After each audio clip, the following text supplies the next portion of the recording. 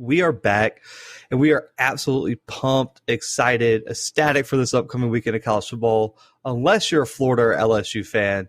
But more on that later. The Bluebloods are back to preview all the biggest storylines, games, everything of a loaded Week 7 of college football. We bring you 2 segments today.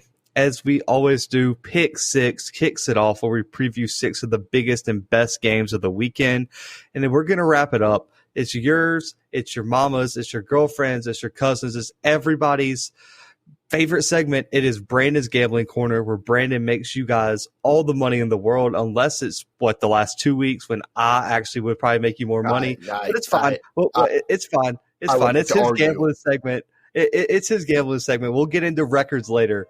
But guys, we have a full show today, so let's go ahead and kick it off. So Week 7 probably has one of the most packed, exciting schedules of the season so far, and we got Pick 6 today. It was originally Pick 7, but just an FYI, the Florida LSU game canceled because Florida had a COVID outbreak. That's so much for packing the swamp, by the way. Like what an insane statement to make. They were going to have almost 100,000 people in that stadium, and now almost the entire team has COVID, and coaches have COVID. Everybody's got COVID down in Gainesville. But hey, Florida doesn't believe in COVID, so let them do their thing, Brandon. And it's actually probably a good thing because Kyle Pitts was going to be hurt. Miles Brennan's banged up. I mean, it actually gives both teams a chance to get healthy. So it actually probably worked in the favor. But they're targeting December 12th. As the date to maybe play this game, which I guess that's assuming that neither team's going to make the SEC championship. Actually, I read. Hold on. So is the SEC championship the 12th, or is it supposed to be December 19th? I thought I read it was going to be. I think it's the 19th. Yeah, now, because I saw that if teams had to make up games, this is before it got postponed. But it was like teams can make it up after the SEC championship game. I was like, well, that might cause a few issues, but sure. Yeah, it really caused a few issues because now if, let's say, one of those teams, it's not LSU because they're probably out of it, but Florida. Well, easy. Yeah, well, they don't get that bye week that their opponent would probably get, so that's a big thing. But we got some other COVID news later on in this segment. But Brandon, let's go ahead and kick this off. It's a huge AAC matchup. The number 8 Cincinnati Bearcats against the Tulsa Golden Hurricanes. You might be asking, why this game? Well, the Tulsa Golden Hurricanes are looking for another huge conference upset after taking down UCF on the road 2 weeks ago. And, Brandon, the reason I picked this game is the upset tour of 2020 continues. Brandon, in their first 2 games, Tulsa has faced number 7 Oklahoma State and number 11 UCF, and almost beat Oklahoma State and did beat UCF. So, do you think they can get another big upset this weekend against Cincinnati? Yeah, I don't know if they get that upset, but something very important to me will come into play when I choose my final score, Zach. I don't know. I think the Cincinnati team's really good. Obviously, I mean, they're 3-0 this season, but they've played Austin Peay, South Florida, and Army. So I don't know how good they actually are. You want them to be good, of course, because you and I mean, we're on the Desmond Ridder train until we die, apparently. Like we loved this kid last season. I got to show him some tough love after this. I got to break it down for you guys because he's been a disappointment. Well, yeah, I mean, he's like the kid that you want to love so bad, but man, he can't get it right. So, I don't know. Tulsa, I mean, 1-1. Can you really judge them on that though? Because their only loss was that game that we kind of thought they would beat Oklahoma State in Week 1. They should have beat Oklahoma State, really and truly. Right. And so, I mean, when I got on ESPN first to even look at this matchup, I was shocked because I saw that the Power Football Index has Football Power Index has Tulsa at 60% winning this game. So I was like, how in the world is that the case? And then I remembered, I went back a couple weeks in my head. I know it's hard. People forget things a lot, me especially. And so, I mean, you can only eat so many wings and drink so much beer before your memory goes to nothing. So this Tulsa team's good, man. They really, really are. did they have a game scheduled that got canceled or something at some point? Yeah. Like I feel like September 19th to October 3rd is like a big gap. Yeah, they had multiple games, I think, that got canceled. There's just been so many outbreaks. I think really and truly there's really only been a handful of teams that have gotten lucky enough not to have, cancellations, especially in this, group, like I guess, group of 5 conferences, man. I mean, the AAC has been just ravaged. I mean, you look at Memphis going over a month to play. SMU had a game canceled. Cincinnati had a game rescheduled. I mean, and then you got Appalachian State got canceled. Then the game, we're recording on Wednesday. The game tonight, Coastal Carolina versus Louisiana Lafayette, got postponed back because of some COVID stuff. And that game got rescheduled last week because of another COVID outbreak. So I think these group of 5 schools are just getting ravaged by the rescheduling due to COVID. Yeah, and they obviously don't have the same kind of money to take the same kind of precautions as maybe a Power 5 school does in a lot of cases. I mean, I can't speak for every school, but for the Florida, yeah. Thanks, Florida. I hate it so much that LSU can't go play Florida in Gainesville this weekend. Man, if only they could go play that game right now. I don't know what I would do.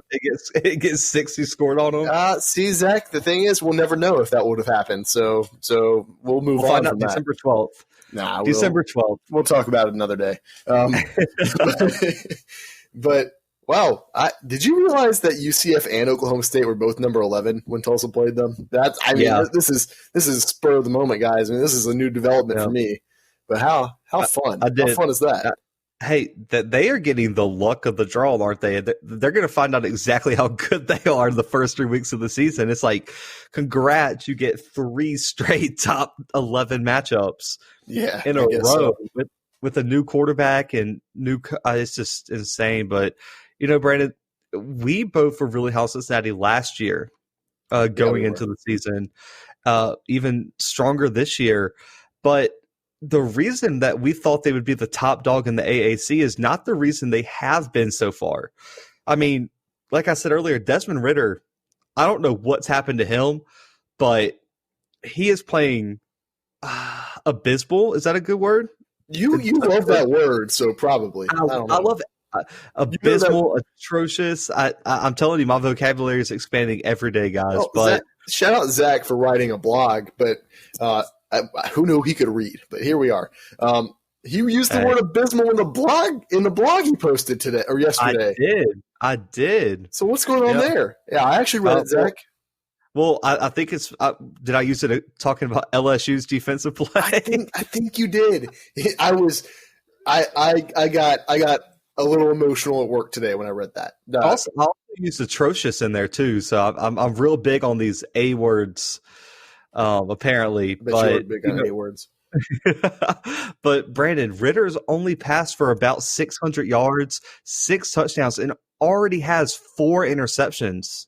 Yeah. For the season, and it's been a real problem for him in 2020. And Brandon, the big concern for me is, I like to look at trends of players. I mean, we've talked about this multiple times. If a player's constantly improving, that's a great sign. But once that downward trajectory starts to occur in a player, I start getting worried. And ever since he won AAC Rookie or Newcomer of the Year, whatever you want to dub it, last year, Brandon, from his freshman season, he dropped in completion percentage, passing yards, yards per attempt, touchdowns, and QBR. And he almost doubled his interceptions. And this year, he's thrown 4 compared to his freshman year of 5. So he's almost passed himself in only 3 games. Right. It's never good. It's been, no. Gosh. And he's still somehow better than Zach Smith, Tulsa's quarterback.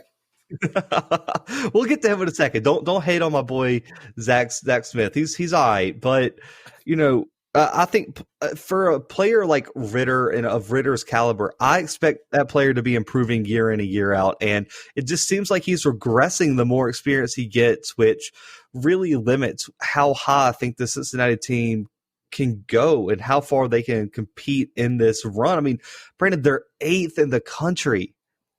Yeah. And that's with Pac-12 and Big Ten teams still ranked. They are 8th. Well, you're actually surprised, but I recall a tweet from you, Zach, that said they might be the first non-Power 5 team to make the playoff. Okay, it was a reaction because they're already 8th. So if they went out and the SEC pulls a Big 12 and cannibalizes itself, Oklahoma State drops out.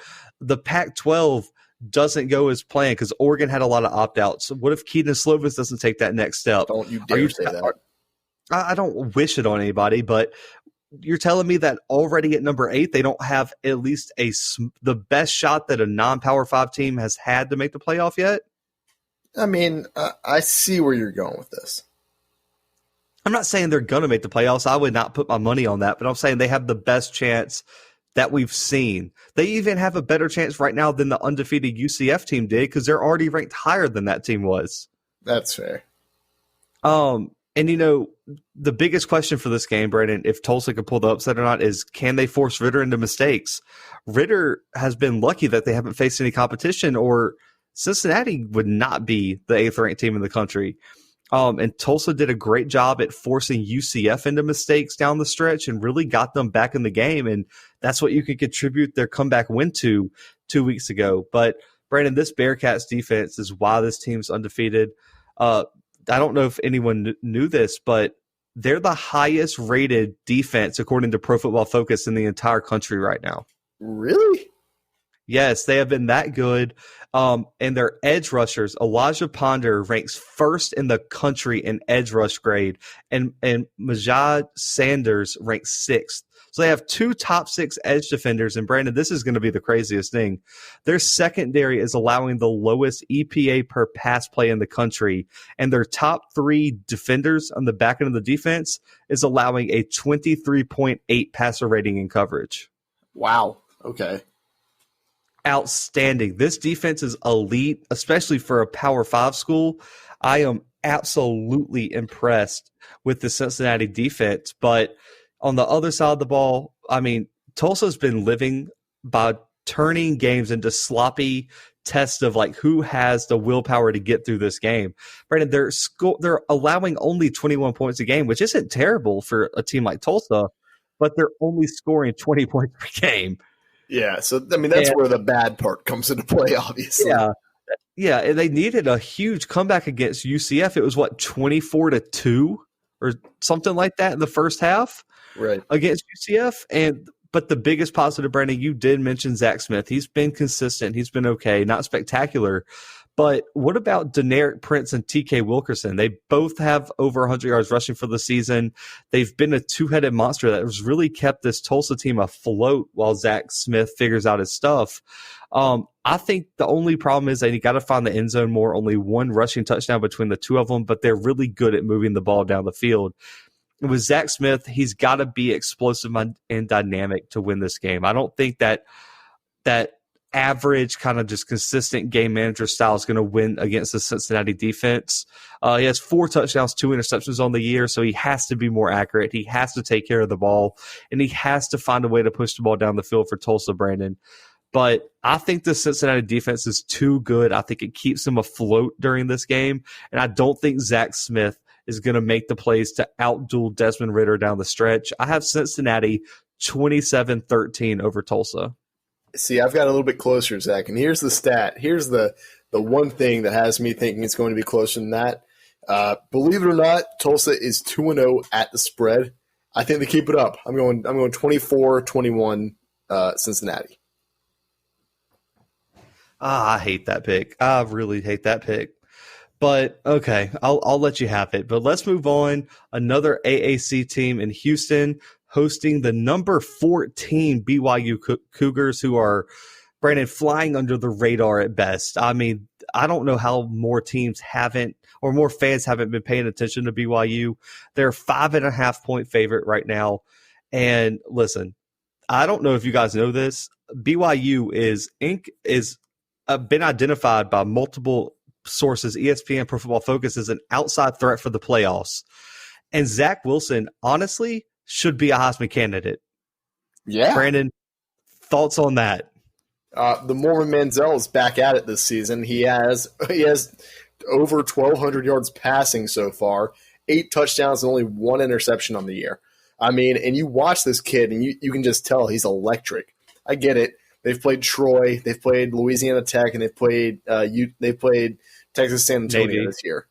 And Navy. Yeah, they did. They played. I forgot they did play 4 games. Remember in that ghost pick 6 game. It's not a ghost pick 6 game, Zach. It's not a pick 6 game, and I wish you would strike it from the record. I'll die on this hill. And we've seen Houston play 1 game. I don't know why did they start so late? We got to remember their Baylor game got canceled because of COVID. Their game before the Baylor game got canceled because of COVID. I think they had another game that got postponed due to COVID. I think teams are afraid of Houston, and they should. Honestly, they should be. Both of these teams are really, really good in their. BYU's actually good. Houston's probably good for the AAC. I'm not going to give them too much. I'm not going to talk them up too much. I mean, in their 1 game that they've played, I mean, they had nearly 500 total yards, overall offensive yards, and they only allowed 211. So, I mean, great on both ends of the ball, but BYU through 4 games so far is averaging 555 yards on offense, and they're holding teams to only 250 yards a game. So, I mean, they are performing incredibly. And I get, like I said, I mean, the first thing I said was, look at their schedule. They ain't played nobody, Paul. But here we are. I don't know. I think this BYU team is good. Like I said, the Moore Manziel, Zach Wilson, he is outstanding. I mean, he's electric on the field. So I don't know how this game is slotted so closely. I mean, it's a 5.5-point spread. ESPN has the matchup as almost even, so I don't really understand that for the life of me. It's not happening. Listen, I mean, you mentioned some of his stats, but what about his 6 rushing touchdowns too? Right. And how about he leads the country in completion percentage, where he's completing 81% of his passes? Dude, and the only reason that he's not leading his team in rushing yards is because their running back is incredible too. It's actually really good. Yeah, I mean, what is it, Tyler Algier? I mean, he's has nearly 400 yards on the season, 4 touchdowns. That's on 53 carries. This kid's insane. 7 yards per carry. And the team doesn't collect empty yards, empty calories. They put the ball in the end zone. They're averaging over 43 points per game as well.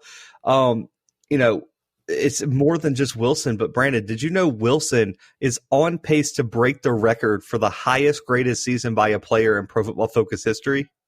I did not know that, but I mean, looking at the stats, it makes sense. He's sitting at a 95.1 grade for the entire season right now. I mean, he has an 80% completion percentage. That's insane. Through 4 games?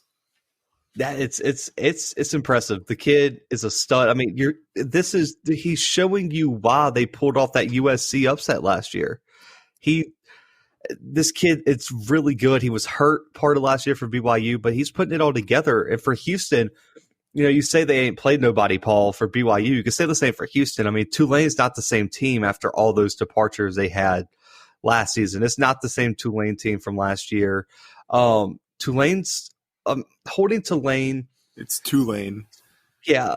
For 200 yards of total offense and under 100 yards rushing, that's all in the season opening game. It shows they were prepared. That's great. But I don't believe in Clayton Tune, the quarterback. He had 2 costly turnovers against a weak Tulane secondary. And I think the BYU defense offers a much tougher challenge for Tune.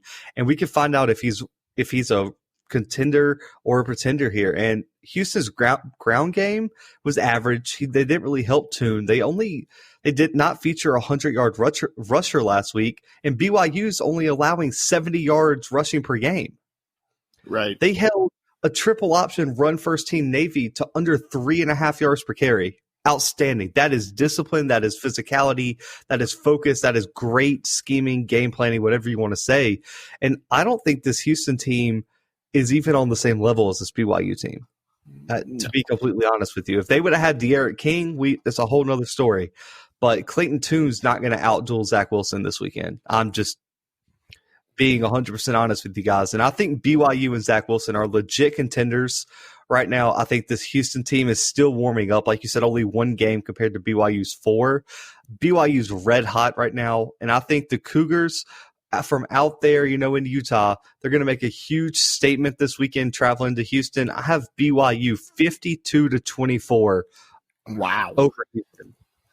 Wow. I mean, I don't know about all that. I'm going to go. I mean, you have to remember San Antonio held them to 27 points. So I'm going to go with BYU 35, Houston 10. There you go. But guys, we're moving back into some Power 5 football here. You have the number 5 North Carolina Tar Heels headed down to Tallahassee to take on the Florida State Seminoles in a matchup where UNC is a 13-point favorite. Brandon, I don't have much confidence in this matchup offering more other than a stat padding session for the Tar Heels, but do you feel any differently? No, dude. And honestly, I'm shocked that this game is on the panel. This is ridiculous.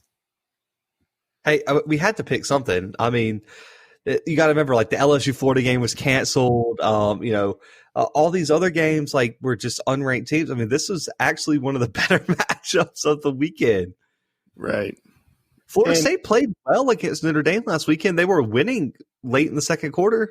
Yeah. That's just because Notre Dame's overrated. But and it's also because they finally benched James Blackman. They did, and in their 4 games, James Blackman got benched. He got benched this one game, and he's not even the leading passer on the team anymore. That's insane. Yeah, and the backup quarterback is their leading rusher too. That is just. I mean, his stats look good. I understand he's played in more than one game. That was me. That was like a hyperbole, guys.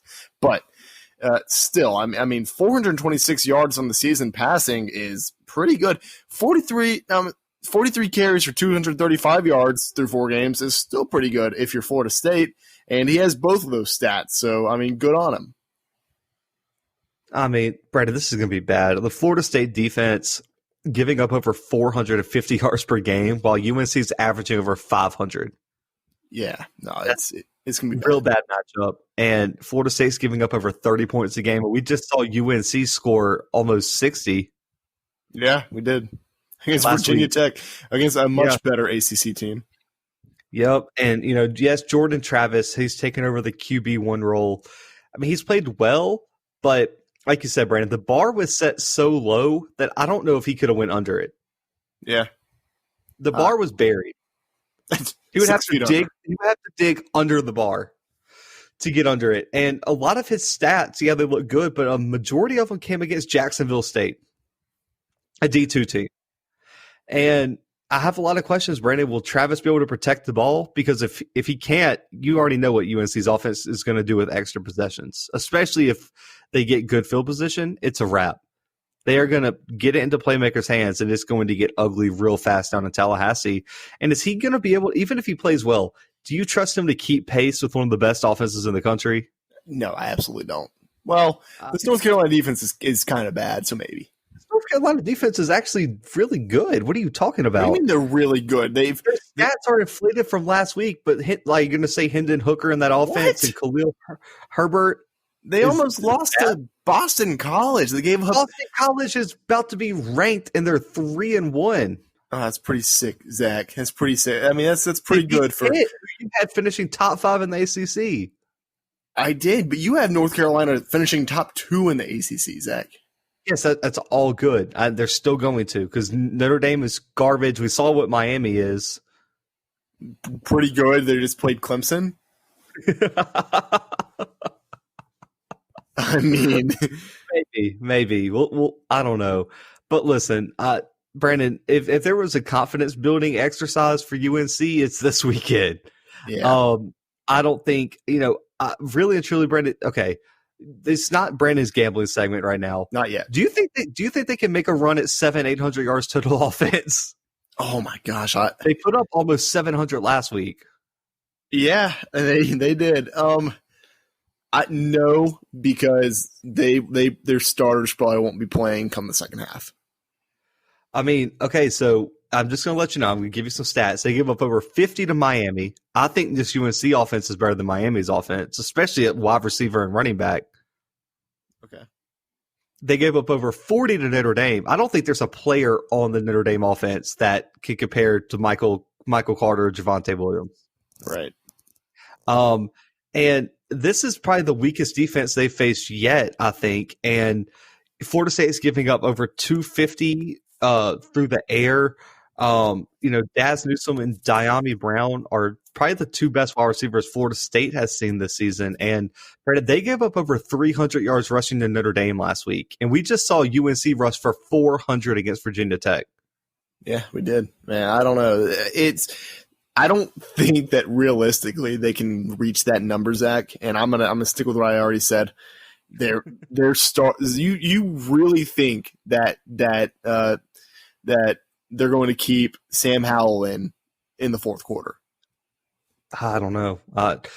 They put up over 300 yards total offense in the first half last week. But the thing is, they've played, other than the Syracuse game, which was a lot closer than the score indicated, they've played these games really close with these teams, and he's had to play throughout the whole game, and that's why they're putting up these huge numbers. I mean, that's why they're averaging over 500 yards of total offense a game.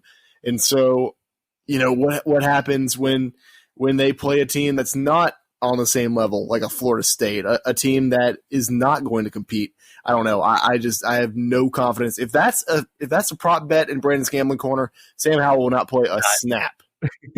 It's not. But I don't know if I would pass very much this weekend, Brandon. I mean, Javonte Williams and Michael Carter might eat alive this Florida State front seven.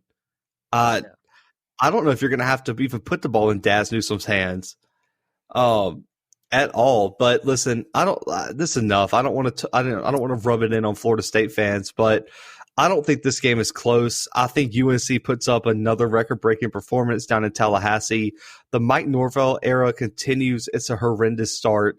Brandon, this is going to shock you. I have North Carolina 63, Florida State 20. Yeah, that does kind of shock me.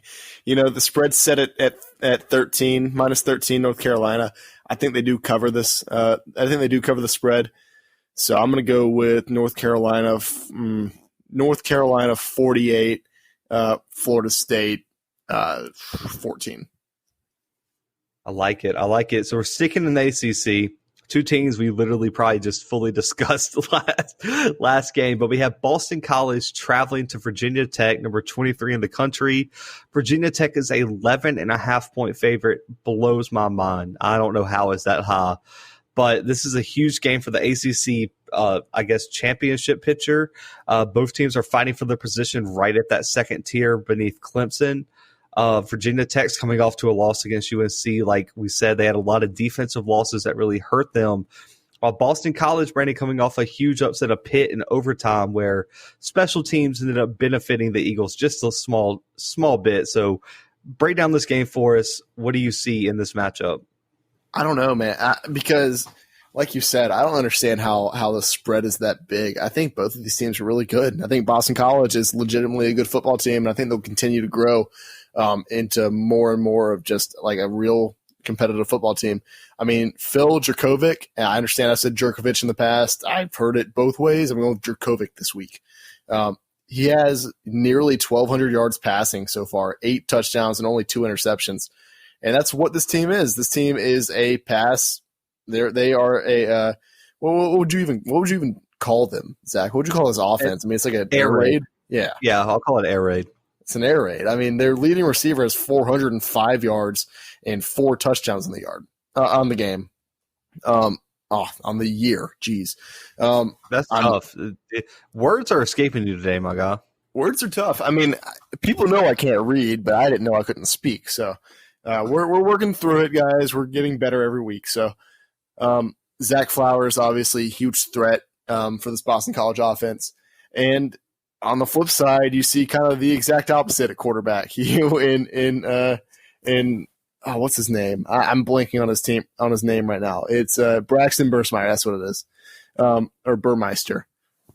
He's not playing. He's not playing. Yeah, no, they officially announced Hendon Hooker is the starter this weekend. That's right. He got benched during the the last game. Yeah, which good because Braxton Burmeister is might just be a trash can. is what he might be. He had under 400 yards in the year, 1 touchdown, 1 interception. Hendon Hooker, I mean, he played last season. I don't understand. Did he get? Well, he was out for COVID. That's right. Good for Hendon Hooker. Struggling today. I'm having to be totally transparent with you, Zach.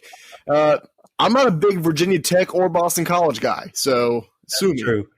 That's true. I'm going to sue you. I mean, but Brandon, like you said, Boston College throws the ball all over the yard with their air raid attack. Virginia Tech, a little bit stronger, still pretty depleted in their secondary. They had opt-outs, they had injuries, COVID. All this hurt this Hokies defensive unit, but they're almost back to full strength. And like you said, I'm going to go with Drakovic. I like that one better. It makes more sense to me. He's been spectacular this season, like you said. I mean, between the numbers, 10 to 20 yards down the field, Drakovic has been elite. 14 for 22, 200 yards, 2 touchdowns, and graded out over a 93 by Pro Football Focus in those throws. He's been accurate, efficient, shown the ability to attack all levels of the field. And Virginia Tech struggled with that explosive UNC offense last week, but I thought they played a lot better in the second half when they made some adjustments. I expect Virginia Tech to be much improved after more players return, and that chemistry is 1 week stronger because just jumping right back into conference play is so tough. But, Brandon, I think you agree with me here. The X factor is Khalil Herbert. I mean, this kid has been eating against everybody. He should get to Zeke carry. Yes, it blows my mind he's averaging 10 yards per carry this late in the season. 5 touchdowns. He's the spark plug for this offense, and he opens up the whole playbook because once he gets going, it allows Hendon Hooker to absolutely find his rhythm. And speaking of Hendon Hooker, he had a 21-point deficit before he even got to take a snap last week. He's going to bring more versatility to this offense. He opens up more of the playbook just based on his athleticism. He showed elite leadership skills where he makes his teammates better. As soon as he was inserted in the game last week, that team immediately played better and started to get back on this comeback train where they almost came back against UNC. I think this game is a lot closer than the spread might suggest, but I think Herbert running the ball is going to help the Hokies keep Drakovic and Boston College on the sidelines. I think he's too physical, too explosive. I think Hendon Hooker is back. He gets to start a whole game. That's going to make a world of difference. He's going to outduel Drakovic this weekend in an ACC thriller. I have Virginia Tech 30, Boston College 28 this weekend. It is going to be a close one, Zach. And sometimes in life, a wise man once told me you have to go out on a ledge. And so I'm going with Boston College with the victory for this weekend. I think the air raid absolutely smothers Virginia Tech, Zach. What have I been calling Virginia Tech? What's that F word? Oh, frauds. They're frauds. And they proved that to me last week. They proved it to me the week before when they just barely edged Duke out. So, I'm going to continue with it. It's a really bad look. So I'm going to continue with it. Boston College, this air raid is borderline unstoppable. I think they get it done this weekend. I'm going to go with 35-31, Boston College. Oh, like it. I like it. But we got our last ACC matchup of the day. We got Pitt riding that 2-game losing streak, which they've lost both games by a combined 2-point margin. 1-point losses 2 straight weeks for Pitt. They're going up against the Miami Hurricanes, who are looking to rebound from a beat down at the hands of Clemson, where they were exposed as pretenders in the college football playoff race for this season. Brandon, Miami is a 10.5-point favorite. Which team gets their season back on track this week? Oh, this is so tough to me. I mean, not really, but kind of, because I don't really know what to expect. I mean, when Pitt's on, they're on. And you pointed this out to me before the show started. Kenny Pickett has more passing yards than any quarterback in the country right now, which is an absolutely insane stat. But you want to know what makes it worse? He also leads the country in completable passes that have been dropped. Yeah, that's really. I mean, because it should be higher. That's a bad stat. And second is your boy Miles Brennan. Yeah, good for him. Good for Miles. And people want him benched. I don't understand, but they do. Anyway, back to Kenny Pickett. So apparently just no one knows if he's going to be playing this weekend, which is kind of a big factor for me. Because if Kenny Pickett's out of this game, then all bets are off. I mean, this Miami team blows the 13-point spread out of the water, and this game, it gets ugly if Kenny Pickett doesn't play. But if Kenny Pickett does play, and if his receivers decide, you know what, we're going to catch balls this week, and we're going to run, and we're going to score touchdowns, then this Pitt team might actually have a chance. But I'm not sure that happens. You want to go out on one more limb real quick, Zach? What's up? This is props to Pitt here. Derek King's going to throw a couple more interceptions this weekend. He has. I agree. I think so. I think Paris Ford gets 2. You think I think he gets 1. I could see 1, and then someone else on this. I mean, this Pitt defense is good. We're not. I feel like we haven't talked about that enough. They're only allowing 263 yards a game. It's like no wonder they're 3-2. He can't score 200 points a game. Right. And this Pitt team, I mean, they're playing pretty good competition. I mean, they I guess other than Austin Peay and Syracuse, but they beat Louisville, who was good at the time, and probably still are decent. Lost to a North Carolina State team, and we'll just skip right over that, and then just barely got beaten out by a really good Boston College team. And they were able to hold Phil Drakovic to, I can't remember the exact stat line, but they only held them to 31 points on the game, and that's in overtime. In regulation, it was obviously less than that. And who knows what the outcome would have been if Pitt's kicker could make a field goal or make an extra point. So I don't know, man. That is a fact. That is a fact. So yeah, I think that this game is heavily reliant on whether or not Kenny Pickett plays. And I think that's going to play a big factor in this game. But either way, I think Miami wins this game. I think that it's a much smaller victory, and I think Pitt covers the spread if Kenny Pickett plays. But if not, I don't know. Like I said, blow right out of the water. Yeah, you see, I think Paris Ford is going to have double-digit tackles. He's going to have 2 picks. And Brandon, you know what the biggest thing is? What is the one weakness of this Miami offense? Tell me. The offensive line. That's it. Did you know Pitt already has 25 sacks this year? Yeah, that's because their defense is just unstoppable. I mean, their defensive line to their linebackers to their DBs, insane. Listen, Patrick Jones II, 7 sacks already this year. I think he's going to eat. If you want to keep going, you got Rashad Weaver, 4.5 sacks this year already. He's going to eat. Kalijah Cansey, he's been kind of quiet. He's got 1.5 sacks. I think he gets him one this weekend. I think this Pitt team can make a run 8-9 sacks this game. I think that Miami offensive line is that bad. It got exposed last week against Clemson. This Pitt defensive line can rank up there with anybody. I think this is a terrible matchup for Miami because they need Cameron Harris in that run game to take pressure off of De'Aaron King or things get iffy. And I really think this front 7 of Pitt is going to shut down Cameron Harris. It's going to put a lot of pressure on King. I think he's going to throw interceptions. So he's going to get stressed. I think the morale of this Miami team was altered by what happened last weekend because, yes, like they just fell at the hands of Clemson, but they got embarrassed by Clemson. They did, yeah. It wasn't even close. It wasn't even competitive. And, when you think you're the number 7 team in the country and you come crashing down to earth when Clemson toys with you like your unranked Division II team, it plays a big factor. I mean, like you said, Pitt's only allowing 52 yards per rush, just over 200 yards to the air. So I think this defense is going to limit Miami a lot. I think Kenny Pickett's going to play. I don't think he's going to let Pat Narduzzi keep him out. I think he's leading the country in passing. He's going to want to keep that up. I think he's going to play. I think he's going to take advantage of a weaker Miami secondary that's allowing almost 250 yards through the air for the season right now. I always say this: defense travels, Brandon. Defense travels. offenses, not so much. I think Pitt's defense is going to make the final difference here. I'm going with Pitt with the upset 28-27 over Miami this weekend.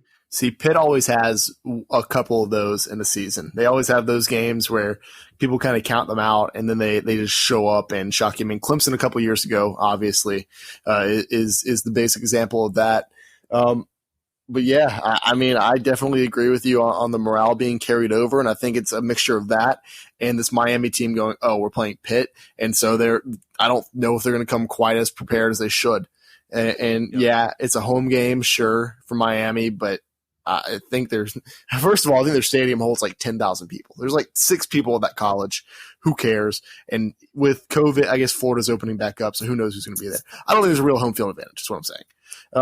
No, because this is in the NFL stadium too. And also Rhett Lashley, the offensive coordinator, I've watched him all his whole time at Auburn. He struggles with good defensive schemes and talented defenses, and that's what this Pitt team is. I don't know if he's going to be able to move the ball against a defense like Pitt, and I think it's just like I don't believe this Miami offense has enough momentum right now to get past this Pitt team, and this Pitt team is much, much more desperate for a win compared to Miami. That's true. I mean, they lose this one, they drop to 3-3, and that. I don't know. And they dropped 2-3 in the conference.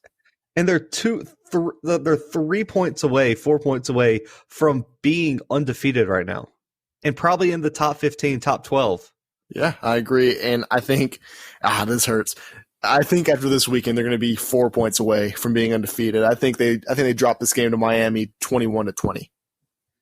Oh, that's cold. That is cold. But guys, we got the biggest matchup of the year.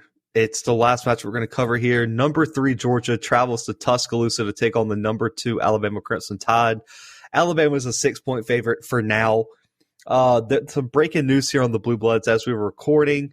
The announcement came out that Alabama head coach Nick Saban and the Alabama AD both tested positive for COVID, so he will not be coaching this weekend against Georgia. Offensive coordinator Steve Sarkisian has taken over preparation and is expected to be the interim head coach. Brandon, that's a huge thing. I feel like this line is going to shift dramatically, and you got the Georgia Bulldogs coming off of 2 dominant top 15 wins, coming into the 3rd straight top 15 matchup. Your thoughts here? Man, Zach, you were not wrong about the line shifting because it already has. Alabama's a 4-point favorite right now, and I don't know. Oh, that is quick.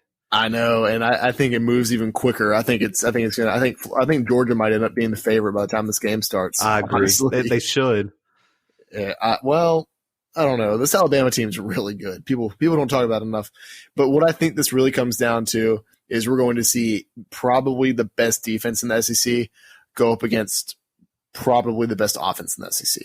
And then on the other side of the ball, we see a pretty good Georgia offense led by Stetson Bennett. I don't know. I'm not as high on this kid as you are.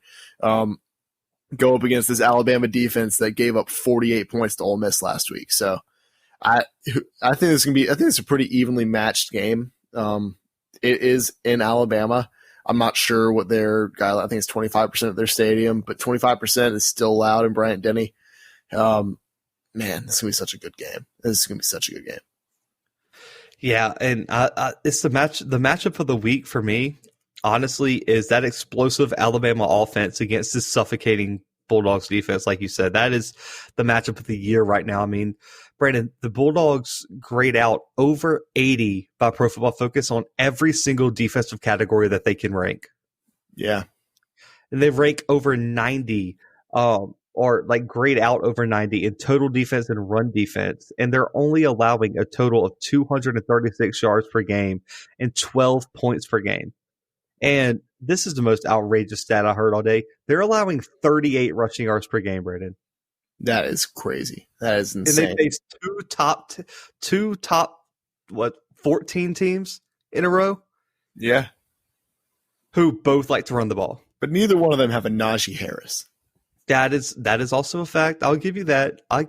Well, on the flip side, like you said, Alabama averaging over 560 yards per game, 50 points per game. That is inflated as hell after that Ole Miss, I don't even know what to call it, shootout. They also scored over 50 against Texas A&M. A&M, yeah. And no, they still scored 35 against Missouri, but that's that's tough. But I guess, hey, Missouri looks like they're pretty good, but I don't know. I don't know about that. I'll stop you right there. I don't know about that. Oh, man. But listen, the passing attack is explosive. The running is bruising and methodical behind Najee Harris. The biggest question is, Brandon, I mean, they're obvious. Is Georgia going to be able to shut down Najee Harris and force Mac Jones to win a game? We haven't seen that happen yet. In his entire time as his quarterback for Alabama, we have not seen someone stop Najee Harris and put it all on Mac Jones. Will the Alabama wide receivers exploit the Georgia secondary? More on that later, but that's a huge question. And can the Alabama offensive line protect Mac Jones? This Georgia defense is ridiculous. They will get to the quarterback repeatedly. They put pressure, force them into bad situations. The Alabama offensive line has to be ready to go immediately in this matchup. And these are only just a handful of the keys to the game. And whichever team answers these the best is going to escape this game as the winner. And you hate on my boy Stetson Bennett. He's my X factor for the game. He's performed well so far. Yes, he did it boringly. But guess what? He's winning, Brandon. And this is the challenge unlike he's ever faced. He's completed over 63% of his passes, almost 700 yards, 5 touchdowns. But the biggest stat in the world, Brandon, 0 turnovers from the former walk-on. Yeah. And if that continues, I think the Bulldogs have a good chance of leaving Tuscaloosa with a win. And like I said on, I think, one of our recap episodes after the Auburn game, the formula has been simple for Bennett. Protect the ball, which he has, 0 turnovers. Get the ball to playmakers. He's getting it to both running backs, Zamir White and James Cook. He's getting it out to his wide receivers in space. Can he be mobile and move the chains? He's mobile out of the pocket. When the pocket collapses, he can roll out and make a play downfield, and he consistently moves the chains. Yes, it might be 3rd and 7, but guess what? We're getting the first down, chewing that clock, getting the first down, chewing that clock. The Georgia-Auburn game lasted like an hour and a half because they just chewed the clock. They were just 9-minute drive, 10-minute drive, 9-minute drive, 10-minute drive. It's flawless, and that's how you're going to have to beat Alabama, because you cannot let this offense just sit on the field and throw deep balls on you all day. Right. You've got to take – if Georgia doesn't win the time of possession battle, Brandon, they're going to lose this game. You think so? Yes, they have to control the time of possession in this game. I don't know, man. I kind of think I'm not going to say the opposite, but really I think Alabama's got to keep up to win this game. In all honesty, I mean, this offense has to really, really perform, and we've seen them perform week in, week out so far this season. And we've seen them, obviously, seasons past as well, but we haven't really seen an Alabama team like this in a while, where their offense, I mean, is insanely good, and then their defense is like, okay, I mean, other than last season, when have we seen that out of Alabama? Yeah, not much. I mean, against Clemson in the Natty, in 18, but they got embarrassed. This Alabama offense has to perform, and they've shown us that they can. But I mean, I'm talking about Mac Jones needs to go out and be flawless. He can't give up these turnovers. This Alabama O-line has to hold up, like you said, because this Georgia defensive line, and they are spectacular. I don't know. This game's going to be so good, Zach. Yeah, I agree. And, Bennett's performance is going to be talked about after this game. If it's positive or whether it's positive or negative is the factor. That's going to seal the Bulldogs' fate. And Brandon, the biggest matchup, or this, I guess, down to the positional unit, that Georgia secondary against these Alabama wide receivers is going to be something to watch. Yeah. Lewis Kine, Richard LeCount, Tyreek Stevenson, Tyson Campbell, they're going to have to play their best game of the year. They're going to have to play opportunistic, which they already do. They got to play disciplined. They got to play physical. All these things they do week in and week out, but can they do it against the best of the best in the SEC? And on the other side, Jalen Waddle, John Mechie, Devontae Smith, they're going to do what they're going to do, but they still have to play just as fast, just as precise with their route running, and just as confident. Brandon, hear me out here. I think this group of wide receivers is the most confident positional unit in the entire country. And they have a reason to be. Yeah, just their swagger throws DBs off. I think it sucks the DB's confidence away because they're so confident and they have that, like, you call it swag, you can call it whatever you want. They just walk out there and they look at you and you can see in their eyes they real deal think they're better than you, and that has to affect opponents. Yeah, it does, and 9 times out of 10 they are better than them. That's a fact. And that celebration Jalen Waddle does, that gets under people's skins, where he gets in the end zone, puts his hands on his hips, and just looks at you like, oh, you thought, bro. You thought you were going to stop me. And, the way they carry themselves is half the reason I think they're as good as they are. Pushing the ball down the field is going to be a challenge, but these wide receivers are going to have to do what they do best, and that is get behind this Georgia secondary and score as many points as possible. But, Brandon, for picks, I think the Nick Saban loss is going to be too much to overcome. Georgia's been tested and proven against 2 top 15 teams. Alabama only faced 1 ranked team, and they were overmatched, and the other opponent was overmatched. I think Florida was a little bit overrated this year. I don't think Bama has been proven yet. I think I have the Bulldogs close here because I think this defense forces Mac Jones into one too many mistakes, and they slow down. They don't stop. They slow down Najee Harris. I have Georgia, Brandon, 23-20 over the Alabama Crimson Tide. I'm sticking with Alabama in this one, Zach. I think this offense is too good, and I think it's a low-scoring game. I know this Alabama defense is good no matter what we saw out of them last weekend. So I'm going to go with the good old classic 21-14 Alabama. Ooh, I like it. And by the way, just to let you know, Brandon, I picked this game before Nick Saban came out. I still had Georgia, even if Nick Saban was fully healthy. Yeah, good for you, Zach. Very football smart. But guys, we got one last segment here. Going to knock it out. It is your favorite segment, like I said earlier. It's your parents, it's your cousins, it's your entire family, whatever. Everyone's favorite segment. Brandon's Gambling Corner was a staple. The best. It's the staple. Literally, if we didn't have any other segment, we'd have this one. And instead of Brandon just listing off his picks, I'm going to throw some gambling questions at him. This is completely blind. He does not know what I'm going to ask. He's going to tell you where to place your money so you can pay off that mortgage or any other debts that you may have. And let's kick this off, Brandon. Super Dogs. Which ACC Superdog is going to be able to keep their game close enough to beat the spread? Are you taking Louisville plus 17.5 against Notre Dame, Georgia Tech plus 27.5 against Clemson, or Florida State plus 14.5 against North Carolina? I have to go with Louisville. Well, I already said it. I don't want to call Notre Dame the F words, but I'm so close to doing it. No, this Notre Dame team is so overrated, and this Louisville team, yeah, they were probably overrated at the beginning of the season, but they're kind of bouncing back a little bit. We don't see, well, maybe not, but I don't know that they can lose by more than 2 touchdowns in this game. Do you think they would? Do you think there could be an upset? Absolutely not. No. He said no. Notre Dame's going to win. Okay, no. Okay. So, Brandon, you got to pick a money line here. You can pick more than one if you want. If there's really 2 or 3 underdogs you want, you can take them. Spicy. Yeah, okay. All right, okay. You got South Carolina plus 136 over Auburn. Auburn's traveling to South Carolina. Right. Kentucky plus 184 over Tennessee, or Mississippi State plus 210 over Texas A&M. Ooh, that's tough.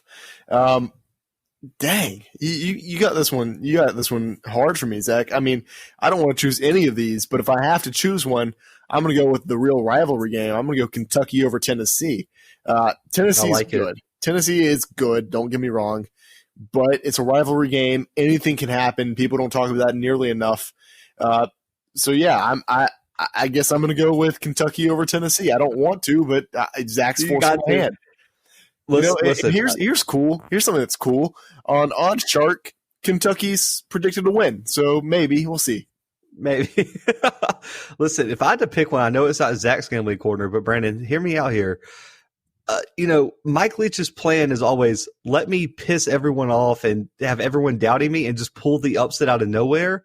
Could Texas A&M be feeling themselves a little bit too much after that win over Florida and Mississippi State come out of nowhere? Well, yeah, probably. I mean, I don't know. Mississippi State's really bad, Zach. They're so bad. They scored they 2 lost points. 24. Kentucky. They had 6 turnovers compared to 2 points last weekend against Kentucky. Yeah, so that's never good. Oh man, that's tough. Really and truly, if you're a betting man, go with South Carolina over Auburn. I know I might, but anyway, let's get to some over/under bets, Brandon. You get to take the over/under. Very simple here. I feel like you got this. We're gonna start Texas A&M, Mississippi State. The over/under is 54.5. I'm going under. I hate choosing the under, but I'm gonna go under there. I'm not on the same train as you, Zach. I honestly don't know if Mississippi State can score a touchdown in this game. I honestly don't think they can. You don't think A&M? I mean, A&M put up, 41 against that Florida defense? You think Mississippi State's defense is better than Florida? No, I don't think that. I just think it's a different week. I think it's a different environment. That's true. Okay. I mean, you gotta feel the vibes out, Zach. Gambling is not about science. It's not about stats and analytics like you might think it is. It's about the heart, and it's about what you feel. And that's why I'm not gonna say I'm good at it. No one's good at gambling. But that's why I'm here. This is why it's Brandon's Gambling Corner. Oh man, but listen, you're under your SEC moneyline underdog here. Kentucky, Tennessee over/under is a measly 45.5. Oh, you got to hit that over. You got to hit that over hard. Any over, that's just a rule of thumb for me. Any over/under in the 40s, you got to hit the over. Every single one. I mean, it could be baseball, and if it's 40, I like it. I like it. But listen, got some big ones here for you, Brandon. UCF and Memphis over/under 73.5. Oh my God. Crazy. This might be crazy, but I'm going over. Both of these teams, very good offense, little to no defense whatsoever to be found anywhere in the Orlando or Memphis area. So, I'm going with over. I mean, if I had to give you a guess as to what the score might be, I don't know, 45 to 48, something like that. I like that. That's a good prediction. Who do you got winning? I'll go with UCF. Okay, I like it. So Ole Miss, Arkansas over/under 75.5. Ole Miss, Arkansas. Ole Miss can score now, and apparently Arkansas can too. Arkansas might be good. We are. I wish that would have been one of the games this week because I don't know, Arkansas might win this one. I'm gonna go over again. Look, you show me Ole Miss scoring over 40 points in a week, and I'm gonna hit the over every single time. Hey, I like it. So now we get close to Brandon's heart here. I always got to ask him this. Southern Miss, UTEP over/under 54.5. The thing is, I don't think UTEP can score, so. I'll go under. I think. If you want me to guess who wins, I'm going Southern Miss. Southern Miss to the top. Do you think they cover the 6.5 point spread? Oh, that's tough because they're really bad. Yeah, I'll say they cover. I'll say they cover for sure. I mean, that's a lock. That's a lock. Oh God, like what? 0 for 2 on locks the past 2 weeks. Well, I'm 1 and 3 on my locks. I need to study up on what a lock means. I'll buy you a dictionary. I'm gonna start putting an asterisk next to my lock on the gambling picks. Oh God! So I got 2 prop bets for you this week, Brandon. Fair enough. All right, I'm giving you one more shot here on this first one. Let's go. Over/under 450 downs played without an interception for Trevor Lawrence. Are you finally going to take the over here? Who are they? So give me their next 2 games. Who are they? I know who they're playing this weekend, I think. Georgia Tech? Georgia Tech. And who are they playing next week after that? It doesn't matter. He's going over. 450. I like it. I like the confidence. He's going over. I'm cursing him, by the way. That's what's happening. He's going over. So it's Georgia Tech and Syracuse. Oh, way over. Oh my gosh. And then they have Boston College. So are you going over/under 550? Maybe. Honestly, over. Let's do it. Listen. I'm looking at the schedule here. I don't know if there's a chance he throws an interception until the Thanksgiving weekend. Who do they play Thanksgiving weekend? Pitt. I think Pitt has the ability in the back end to maybe get one. And then, but they play Georgia Tech, Syracuse, Boston College. Notre Dame doesn't have a good secondary. I don't think that's going to be a real threat for an interception. Right. Then they play Florida State. I don't even know if they're going to have a team by November 21st. And then they play Pitt. And then they play at Virginia Tech, which Virginia Tech's still missing a bunch of people. So if he goes through this entire, there's a chance he might not go the year without throwing an interception. That's fair enough. That's bold. It's a bold pick here on Brandon's Gambling Corner. But Brandon, you'll like this one. I'll let you rant a little bit to end the show. Over, under, now that Nick Saban's out, 100 excuses from Bama fans if they lose this weekend. It's going to be, if they lose, just log out of Facebook.com, because Bama fans have not found Twitter yet. You're safe there, but log out of Facebook, because good Lord, your cousin, your uncle, Zach, over under 50 complaints from just your family alone if Alabama loses. Oh, no, bro, you could give me over under 1,000 if we're combining all the family members into one. Just, I might have 1,000 from just one family member if you want to get real specific. I won't name drop on the podcast. I don't want to dox anybody, but there's one person who I know minimum's going to have 50 posts by the end of the first quarter. Okay, let's end the show. You're gonna get in trouble. Yeah, we're gonna get in trouble. I don't know if they know who it is or if they listen or anything. So I'm gonna stop before Thanksgiving gets real awkward this year, or Christmas, or whatever you want to say. But guys, that ends the podcast here, man. What a loaded weekend of college football. We are hoping no more COVID cancellations, no more COVID. No more COVID anything. We want to get this football season in. We'll be back Monday with another recap episode. And guys, big announcement.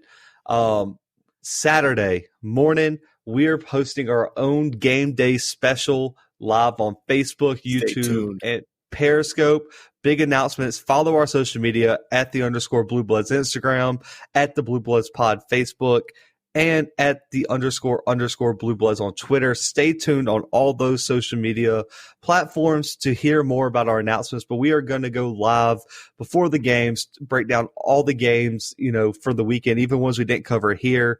You guys can join us, ask live questions. We will answer everything live. So please join us there. We'll send out an announcement later on that. Check out our website, thebluebloodspod.com. We've been releasing weekly winners and losers articles for college football, so check those out.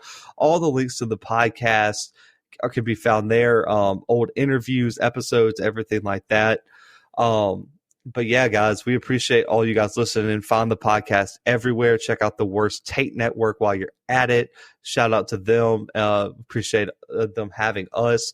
But guys, rate, like, subscribe the podcast, everything. Tell your people at church, tell your people at school, tell your people that you go fill up Florida Stadium with this weekend. Whatever you want to do, spread the word about the podcast. We appreciate it. But for right now, we out.